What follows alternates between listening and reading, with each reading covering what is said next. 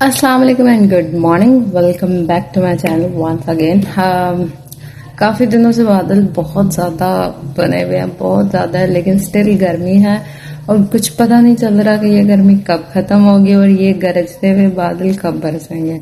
वो जो एक कहावत थी ना, जो गरजते हैं वो बरसते नहीं है, मुझे लगता है वो सच में आजकल अप्लाई हो रही है।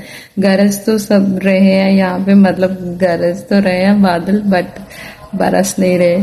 मुहर्रम से पहले से जो है ये दिन ये था कि भाई बारिश आएगी, बट आई थिंक सो कि हर जगह बारिश आई है सिवाय सरगोदा के।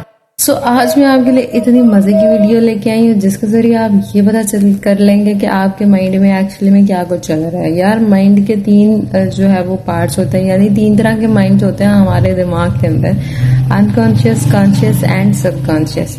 कॉन्शियस वो है कि हम होश आवास में जो बात कर रहे होते हैं। अनकॉन्शियस वो होता है कि जब कभी हम नींद में हो या बेहोश हो गए हैं, वो हमारा अनकॉन्शियस होता है, क्योंकि हमें होश नहीं होती उस टाइम। सब कॉन्शियस होता है वो चीजें बहुत सारी जो हम भूल गए होते हैं, या कभी हमारे पास ट्रॉमास हो जाते हैं। कभी कोई अच्छी अच्छी चीजें तो हम नहीं भूलते, मुझे तो लगता है ट्रॉमास भी नहीं भूलते, लेकिन यह है कि हमारा एक टाइम गुजर जाता है जब वो ट्रॉमा या फिर जब कोई वो सिचुएशन आई हुई होती है, तो जब वो गुजर जाती है तो फिर वो उस टाइम के लिए एक सप्रेस हो जाता है, यानी कि वो एक बहुत ही गहरे कुएं में जाके वो चीज पड़ी रह जाती है। और फिर सम टाइम अगर सेम उसी तरह की कोई सिचुएशन दोबारा आती है तो फिर वो चीज हमारे माइंड में फिर से आ जाती है। ठीक है, वो हमारा होता है सबकॉन्शियस। तो अब यहाँ पे बहुत सारी ऐसी फीलिंग्स होती हैं हमारे अंदर जो सिर्फ सबकॉन्शियस को ही पता होती हैं, और इवन उस चीज को सेल्फ रियलाइजेशन के लिए भी बहुत टाइम लगता है, कि हमें खुद भी उस चीज के लिए ना उसको समझने में बहुत टाइम लग रहा होता है। तो उससे रिलेटेड जो इन्फॉर्मेशन होती है वो हमारे सबकॉन्शियस में हमेशा सेव रहती है। तो यहाँ पे जो है फ्राइड का एक टेस्ट है जिसके जरिए हम जो अपने सबकॉन्शियस के थॉट्स को जो है वो एक्चुअल में रियलाइज कर सकते हैं और पता कर सकते हैं कि हम अपने सबकॉन्शियस में क्या क्या कुछ लेके बैठे हुए हैं। ठीक है, अब फ्राइड जो है वो एक साइकोलॉजिस्ट नहीं था, पहले नहीं था, बट आहिस्ता आहिस्ता उसने जो है वो साइकोलॉजी के बारे में पढ़ना स्टार्ट किया और फिर उसकी वजह से ही जो है पूरी दुनिया साइकोलॉजी को जानती है। He is the founder of psychology. तो अब एक छोटा सा टेस्ट है, आपको वो ही करना है जिसकी बेस पे जो है आपको पता चल जाएगा कि आपके सबकॉन्शियस में क्या कुछ चल रहा है। First of all, take a pen and pencil. यार देखो, इसमें अब समटाइम पर्सनालिटी टेस्ट में आपके पास एमसीक्यूज होते हैं, क्वेश्चंस के आंसर होते हैं, तो ऑफ कोर्स इसमें भी क्वेश्चंस के आंसर होंगे। तो कॉपी पेंसिल लेके बैठिएगा। कुछ क्वेश्चंस हैं उनके बारे में आपको बस इमेजिन करना है। वो सिचुएशन आपको बताई जाएगी कि you are in this situation. अगर आप उसमें नहीं भी हो तो close your eyes and imagine you in that situation. फिर उसके बाद आप एक्चुअल में अपनी रियल फीलिंग्स को जो है वो पेज के ऊपर डिस्क्राइब कर पाएंगे। ठीक है, और उनको डिस्क्राइब करने के बाद जो है हम at the end answer check करेंगे और उसकी बेस पे पता चलेगा कि एक्चुअल में आपने अपने सबकॉन्शियस में क्या कुछ छुपा के रखा है। So let's start. So first question is that you are peering into the sea. What is the first thing that you feel and what runs through your mind?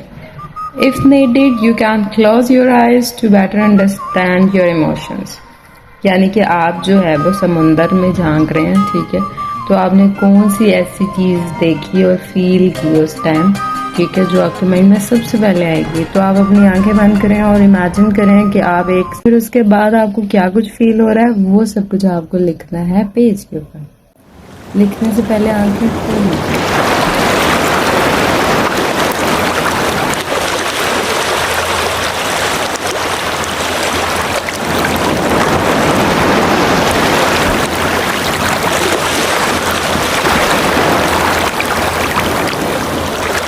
Question is, you are walking in the forest and looking down at the ground. What do you see and how do you feel about it?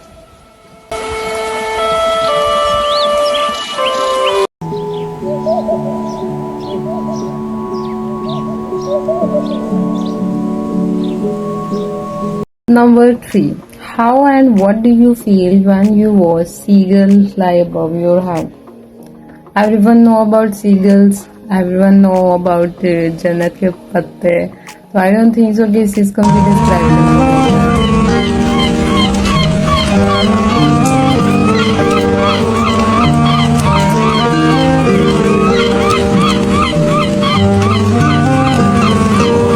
Number 4. What is the first thing that comes to your mind when you look at bunch of running horse? What kind of emotions do you feel?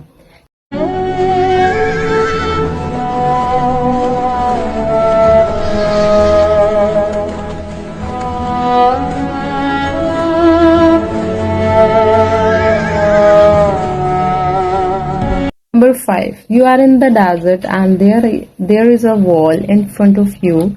You can't see the end of it. There is a little hole in the wall and you see an oasis through it. Don't just focus on your feelings. Also note down what you will do in this kind of situation.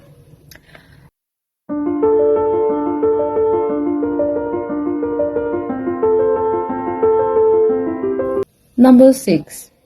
While wandering around the desert feeling extremely exhausted, you suddenly find a jug of full water. What would you do? Focus on your actions for this question, and even if the answer is obvious or boring, do write it down.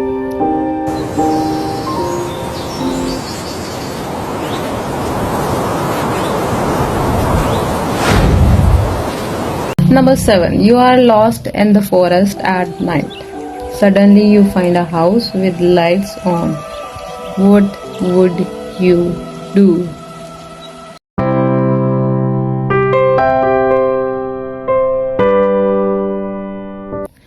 Number 8 and last one. You are in the fog and you can't see anything. Write down the first thing that comes to your mind and the first thing you would do when confronted with such situation.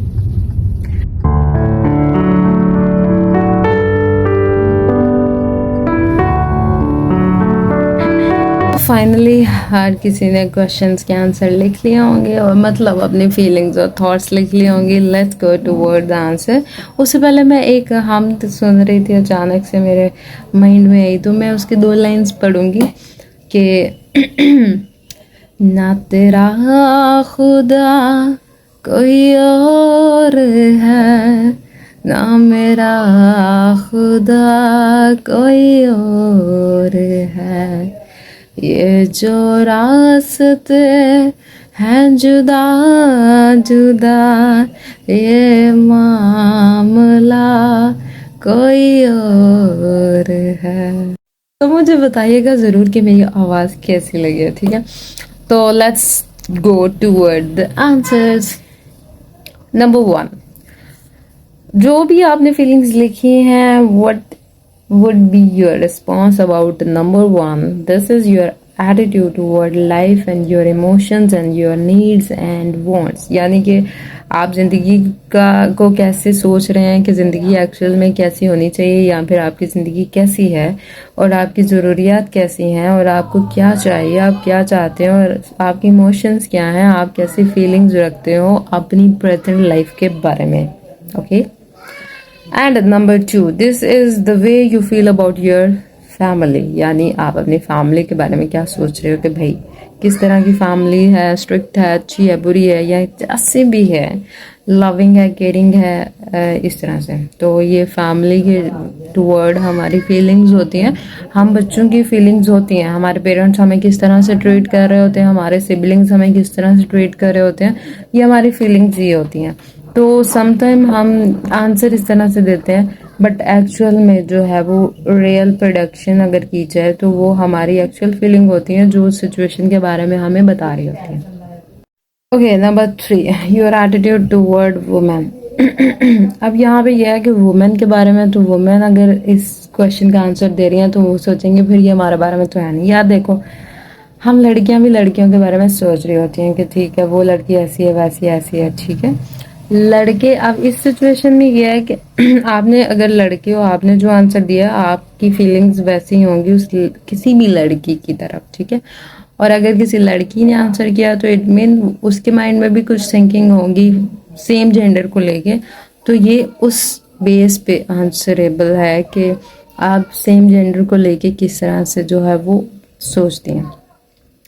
And the fourth is toward man, यानी आपका attitude कैसा है mails की तरफ। अगर आप females हैं तो आप लड़कों को किस तरह से देखती हैं, किस क्या सोच आती है आपके माइंड में और क्या कुछ चलता है, ठीक है। और अगर आप लड़के ही हो तो सेम जेंडर की तरफ आपकी थिंकिंग कैसी है। And number 5, this is how you prefer to solve the problems in your life, and this is also reflects your mind, your dreams and goal in the life. यानी कि इस situation को जिस तरह से भी आपने लिखा है वो ये डिस्क्राइब करता है कि आपकी लाइफ में जितनी भी प्रॉब्लम्स आती हैं आप उसको किस तरह से जो है वो डील करते हैं, यानी डिसीजन मेकिंग कैसा है आपका और आपकी पर्सनालिटी किस तरह से जो है वो हार्ड सिचुएशन को डील करती है, और आपके ड्रीम्स क्या हैं और आपका लाइफ में गोल क्या है। 6, this is how you choose your sexual partner, यानी आपका फ्यूचर पार्टनर, लाइफ पार्टनर, यानी मैरिज के बारे में आपका क्या रिस्पॉन्स है और आप उस बारे में क्या सोचते हो। And number 7, your thoughts and readiness for the marriage and starting a family. अब फर्स्ट वाले में और इसमें यह है कि उसमें सिर्फ आप फील करते हैं कि भाई आप सेक्सुअल जो आपका पार्टनर होता है वो कैसा होना चाहिए, यानी रोमांटिक के बारे में भी एक चीज़ आ जाती है कि भाई आपको किस तरह का पार्टनर चाहिए। और अगर इस बारे में देखा जाए नंबर 7 के बारे में, तो यहाँ पे जो है आप देखते हैं कि आप इस पॉइंट पे आ गए हो या इस काबिल हो गए हो कि आप शादी कर सको या एक नई फैमिली स्टार्ट कर सको। एज यू नो कि बहुत सारी रिस्पॉन्सिबिलिटीज आती हैं शादी के बाद, तो अब इस पॉइंट पे आपको आगे पता लगता है कि हाँ भाई आप ये चीज़ या ये स्टेप लेने के काबिल हो। And the last one, how you feel about death and your attitude toward it. Well everyone know कि दुनिया जो है वो फानी है और एक ना एक दिन हमने मरना है, लेकिन हर एक की फीलिंग जो होती है टूवर्ड डेथ और डेथ की फीलिंग जो है वो सबसे ही अलग होती है।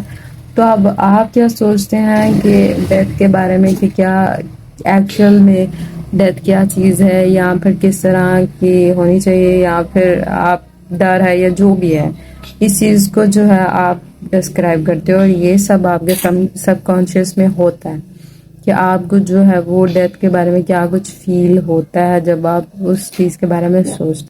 सो at the end finally complete हो गया, आंसर हो गया, और आपने जो भी आंसर्स दिए हैं आप चेकआउट ज़रूर कीजिएगा, और कितने इंटरेस्टिंग आंसर्स आपको मिलेंगे तो आप अपने फ्रेंड्स के साथ भी शेयर कर सकते हैं। आपको बस डीप थिंकिंग करनी है इन सारी इमेजिनेशन के बारे में, तब जाके आप अपनी रियल थॉट्स को जो है पेपर के ऊपर डिस्क्राइब कर पाएंगे, ठीक है। सो नेक्स्ट टाइम मिलते हैं कुछ नए टेस्ट और नई चीज़ों के साथ, तब तक के लिए अपना ख्याल रखिएगा। अल्लाह हाफ़िज़।